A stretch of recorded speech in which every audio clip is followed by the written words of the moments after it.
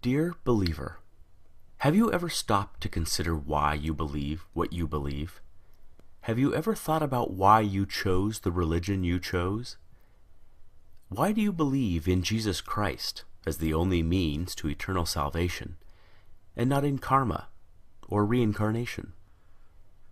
Why do you believe that Allah is the one true God and Muhammad is his prophet, and not in the Four Noble Truths of the Buddha?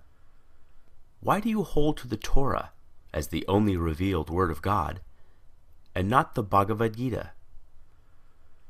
Dear believer, do you ever wonder why your heaven resembles a utopian earth, and is composed of the same base elements found right here on this planet?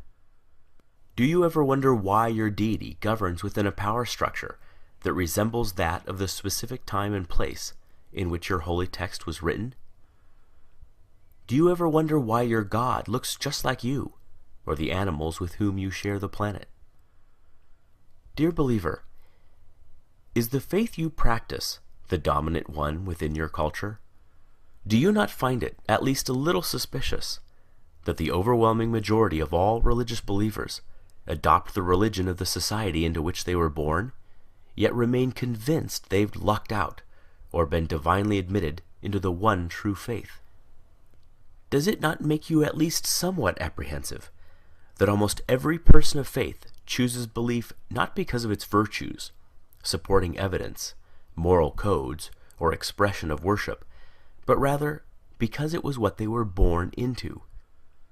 Why, out of the abundance of faith choices available, does almost every believer on the planet choose the faith that's within arm's reach? Are you a Christian because you were born in America or Europe? A Muslim because you were born in Saudi Arabia or Indonesia? A Buddhist because you were born in Japan or China? A Hindu because you were born in India? Can it be that faith is, in almost every case, just an accident of geography? Do you sincerely believe that had you been born in another country, you'd undoubtedly still be practicing the same faith you now embrace? Dear believer, is the faith you practice that of your parents and their parents before them? Is it the first to which you were exposed? Did you know that nearly all religious devotees end up believing what they were taught to believe by their parents? Why is it that we scoff at the idea of labeling a young person a Republican child, or a Marxist child, or a Keynesian child, understanding he or she lacks the intellectual discrimination, life experience, and wisdom to make such a complicated and nuanced decision, but we do not raise so much as an eyebrow when a youngster is referred to as a Christian child, surely a choice no less complex? Could it be that there's no such thing as a Muslim child, just a child of Muslim parents? Dear believer, you are supremely confident in your faith. You know it is the right one, and all others are wrong. You are literally willing to bet your eternal soul on that very fact. And yet, have you ever stopped to consider that there are 24 major religions and literally thousands of different faiths practiced on this planet?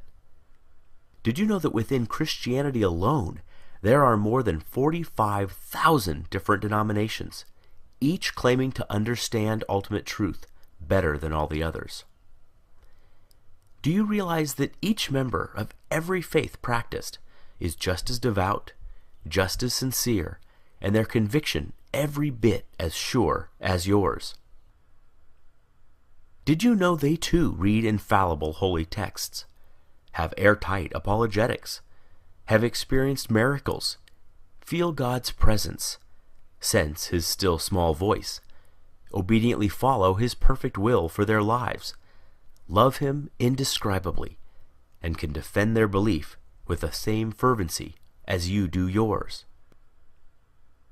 And yet, since every religion is mutually exclusive and contradicts the others in matters both large and small, they cannot all be right. Right?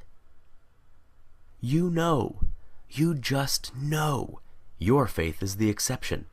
And yet, if every member of every faith feels just as you do, what are the odds you're right? Dear believer, I've often been told that my unbelief is a guarantee of missing out on heaven and ending up in hell. But who's heaven? Who's hell? I've often been told that I should, just to be safe, accept God. After all, what have I got to lose? But who's God? Given so many options, aren't I more likely to choose incorrectly? Might not I be better off wagering on no God rather than on the wrong God? You put it to me, what if you're wrong? But what if you're wrong? What if, rather than Jehovah, Allah is the one true God, or Shiva, or Wu-Tan, or some god on the other side of the planet you've never even heard of yet? The truth is, you already know what it's like to be an atheist in regards to every other faith but your own. It's clear to you that adherents to other faiths are mistaken, deluded, or deceived, but they think the same of you. The way you view them is exactly the way they view you. Every devout Hindu has embraced his faith for the exact same reasons you have embraced yours. Yet you do not find his reasons compelling, nor do you lose sleep at night, fearing that if you die, you'll wake up in his hell. Given this, is it so hard to see why some of us just take our atheism one God further?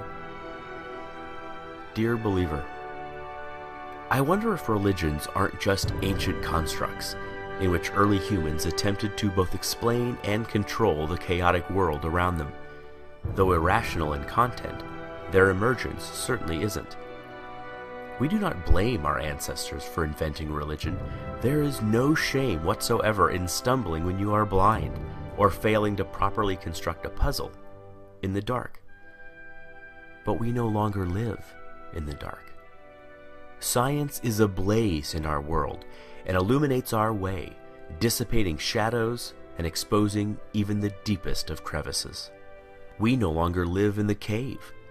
We have crossed the valley, scaled the mountains, and have begun to make out the magnificent vista on the other side. We no longer require comforting stories to make us feel safe or valued. Is it not time that our beliefs match our discoveries? Is it not time that our ideas reflect our new perspective?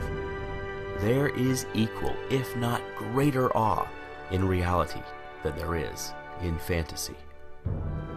Perhaps it is time to stop telling ourselves that we are the reason the universe was made, that our culture is somehow better than other cultures, that our tribe was chosen over all other tribes.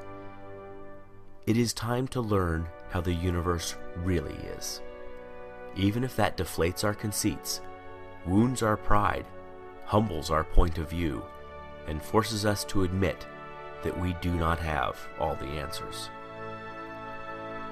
Believer, if you honestly value the truth above all things as you claim, as I truly know you do, you must confront these fundamental questions.